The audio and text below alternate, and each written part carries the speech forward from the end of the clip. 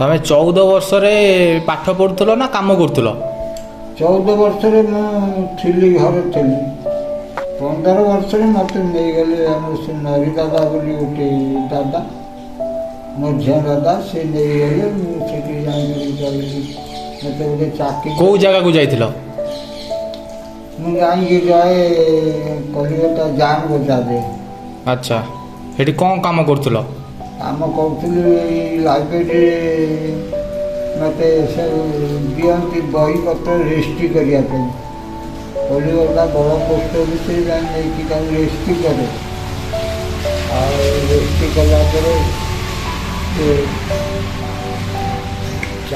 ତାର ଯେଉଁ ଚାଲାଣ, ଯାହାର ରସିଦ ଆଣିକି ମୁଁ ଦିଏ ମାଲିକକୁ। ମାଲିକ ଦେଖେ, ଆଉ ତାର ଏମିତି 4 ଲକ୍ଷ ଦିନ। କେତେ କ'ଣ ଦରମା ପାଉ?